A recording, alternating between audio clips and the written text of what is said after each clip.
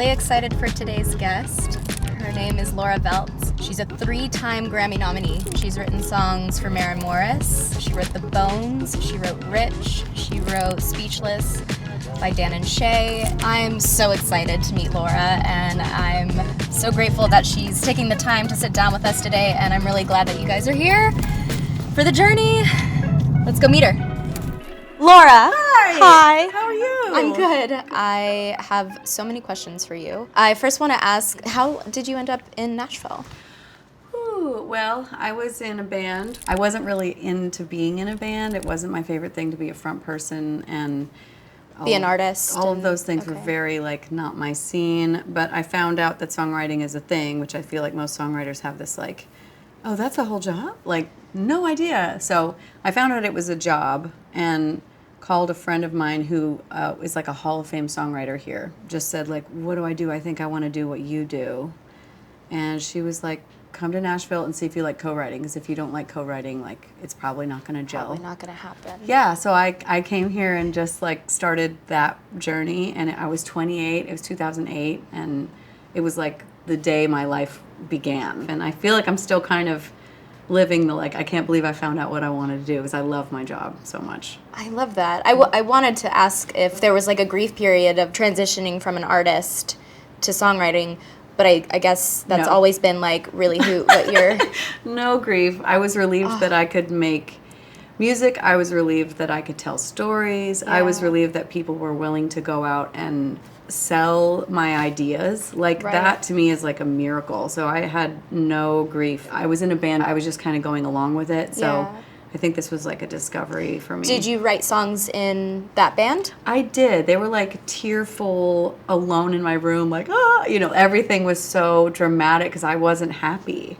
Do you know what I mean? So Wow. songwriting was my release, and I would just be up describing how shitty my life felt to me, and then we'd play them out and people would be oh, they'd weep along with me. I'm oh, somebody can feel what I'm saying, and Even though they're not going through the same Right. thing, which is the power of song. It's I don't know if you deal with this, but when I write a song, I'm am I the only person who's gonna relate to this? And then you go play it out for people, Yeah. and then they feel it. and it's hardly ever that nobody, you know what I mean? You always Yeah. find somebody who gives a shit, and then Yes. commercial songwriting is how about this many people? How about this many people? How can I write it for this many people? So I feel that's the journey of a commercial songwriter.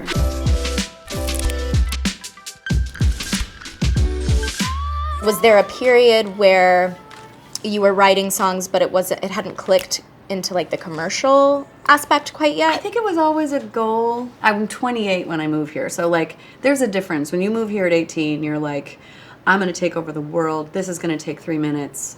Yeah. I am so kick-ass. It's whatever. This is going to happen Yeah. overnight.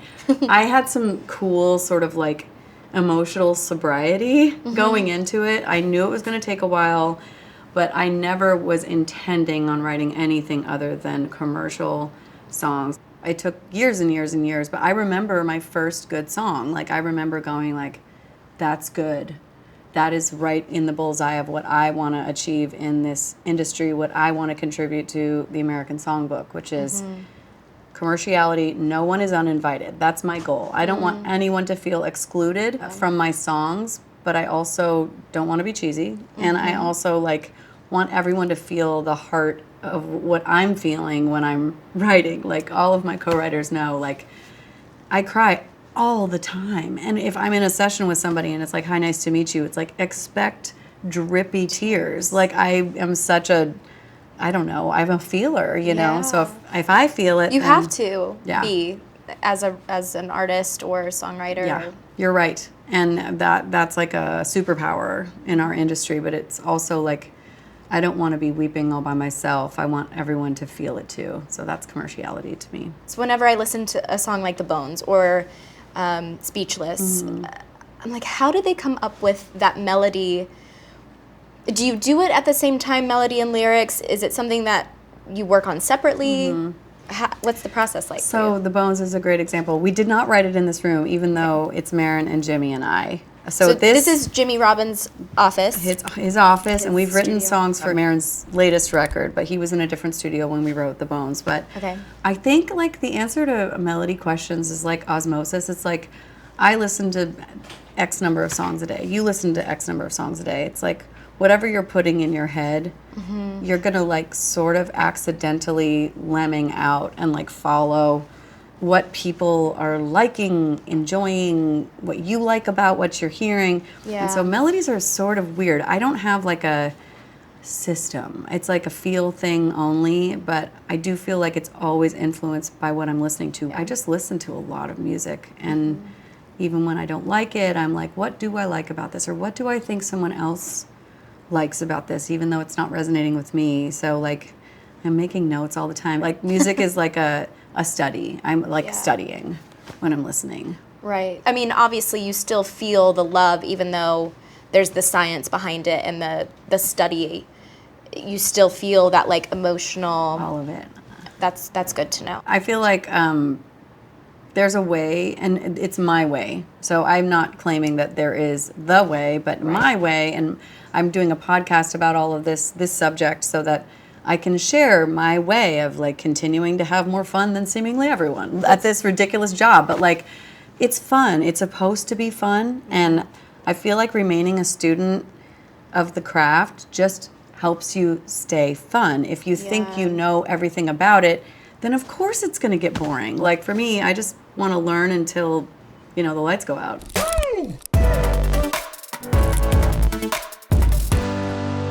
Can you speak to like the publication process and what do you have to do to get a deal, a publishing deal, and sort of what that looks like? Perfect questions, and I'm so glad you asked. What do you do to get your first deal? Nothing. You literally write songs with your friends until somebody notices you. You do nothing. You don't reach out to a publisher. You don't reach out to fancy songwriters and try to get writing gigs. You literally write with your friends until something like sticks to the wall, and then someone will come to you. I didn't have to learn that. Luckily, like someone told me in the beginning, like, calm down. Yeah. Like, enjoy this.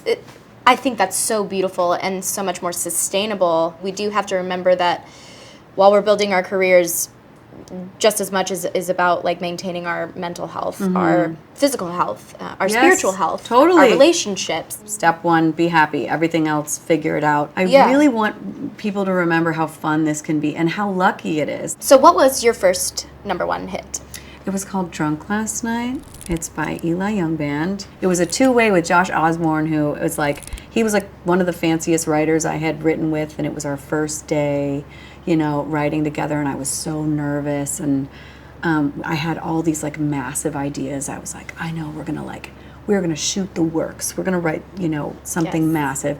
And then out of nowhere, I was just like, dude, I'm sorry. My head is fuzzy. I got a little drunk last night, and I'm just not here. And all of a sudden, it was like, got a little drunk. Went straight for it. Song was done, and like it felt like 2 or 3 minutes, like in real time. Do you feel totally like you can say anything in your work? No. Or do you think like you're Let's talk about that. Okay, fun. No. Yeah. No. No. I've been dabbling some in LA, and I've got a lot of songs on the next Demi Lovato record, which I'm super stoked on. You just had a cut with her come out, right? Yes, we did. It came out, and it's the first of this huge collection. I have 13 songs on her. So I'm like freaking out. I have no idea what's going to happen. I'm nervous. I'm sweating right now thinking about it. But the songs are really good, and they're very like what I actually want to say. So I have seen what it feels like to be like, let's say everything. Yes. Because Demi is one of those people that just is like, oh yeah, let's do that. But no, in Nashville, you have to be really thoughtful of the audience. The audience is really, they spook easy, I've noticed. And it doesn't mean, it's not good, bad, and different. It's like literally like, it just is what it is. I want to ask you about Maren. Sure. Queen. How did you guys meet? Well, she was playing a songwriter round that her husband, Ryan, who I knew first. He and I were friends for quite a while before I even met Maren. But he was like, you have to hear this girl Maren sing. And I was like, oh, she's on my calendar next week. So yeah, I'll come out and check her out. And I played, I think, and Maren played. And I remember we have the same guitar, a Hummingbird. And it was just so huge on her little body. And I was just like, how old is she? She just is such a little kid. And she popped up there. And then, of course, I was like, you're not a kid. You are a grown-ass woman. and Your Voice is a Dream. And she played Loose Change, which ended up on the High Women record like years and years later. But I just remember going like, this is not, we're not in the same league. Like, it was very clear to me that, whew, she's otherworldly. Yeah. Yeah. And then we wrote Sugar on our first, which is the first song on our first record. We wrote like 5 days after I met her. Wow. Yeah, we hit it off really hard. I had 4 songs on our first record, and they were written like almost in succession. Rich was one of the last songs for that record, actually. Okay. Wrote it with Jessie Jo Dillon, just 3 bitches and a guitar, and it was so fun. I remember after listening to that song, I was like, I have like 50 more lines I could add to that. Exactly. We've all done this. Yeah, no. That's such a brilliant song. I love that song. It's brilliant. Yeah. It's fun, sassy. It was Jessie's idea, and it seems like there's certain ideas where you're like, why has no one written that? Like, that seems like it should have been written years ago, like in the 60s or something like this. Yeah. So classic. Yeah, $1 for every time you were a dumbass. Exactly. You know? Like, who missed that, but then, do you you ever catch have it. like those, I mean, you must have had that moment where you're like, I get to be the one to bring this song into existence? Oh, every day. Like, yeah. Every day I'm like, why me? Okay. You Yeah. know. And no, I'm just so lucky. That one was a really fun day. We were howling. We were every line was making us laugh. And this was like pretty edgy actually at the time, like saying like big ass pile of dimes and saying shit in like the chorus was this big like, oh my God, we're taking a huge risk, like we're swearing. And like that was really kind of like almost in my head, like, is this the kiss of death to the song? And then we demoed it, and then, it connected. But it was weird. At first, I was like, they're like, it was pretty edgy for the time.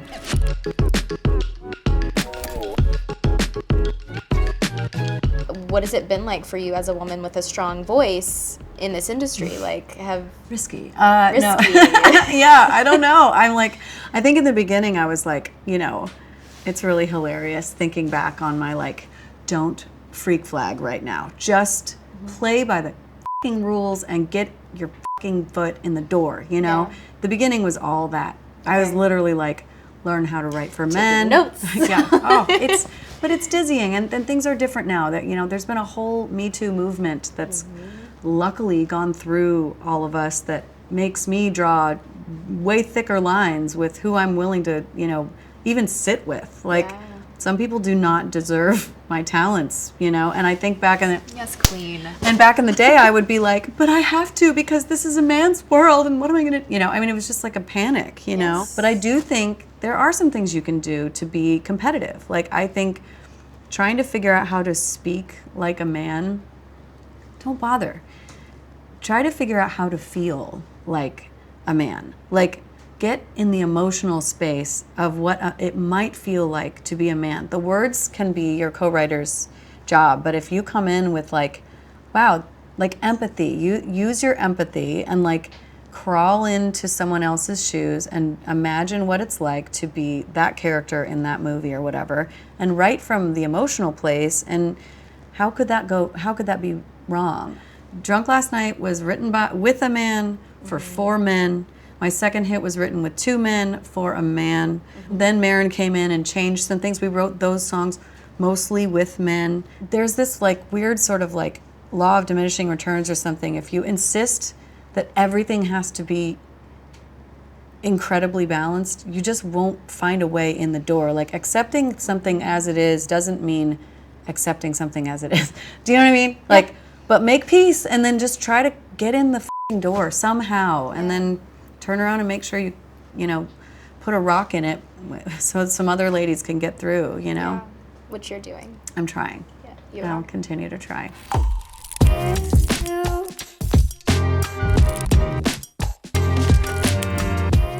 You've been nominated for how many Grammys? 3. Okay. It'd be great if it just streak. Let's just keep going. Yeah, let's Until keep it I'm going. Dead. It'll What be great. songs?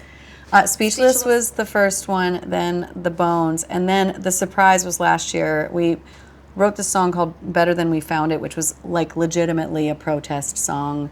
We legitimately said things that were like, well, they're not going to play this on the, it was definitely Really? Risk City, yeah. And then we got rewarded with like a Grammy nomination. So maybe all the risks are where That's what rewards what's tracking for me is like keep doing the risk thing and see what happens. But yeah, we like spoke to some really deep topics in that song that were, that are controversial for country radio. They shouldn't be, but they are. And I was really proud that had a little resurgence because the Grammys were like, okay, this is something. And they have a whole category now of like social change. They have a new category in the Grammys called like social change songs or something like that. And I'm like, yeah, let's do that. It gives me more incentive to be like, what else you want to say? Yeah. Let's go there. It'll be fun. Yes. Yeah. It's such an honor and a privilege to get to talk to someone like you. And oh my goodness. I look up to you greatly and am so excited to listen to all the new music. Thank you so much for doing this. It's such a pleasure to be able to we're such behind the scenes people that anyone is interested in our nerd world. It's I know. Thanks. For more great content about the craft of music, subscribe to the American Songwriter YouTube channel.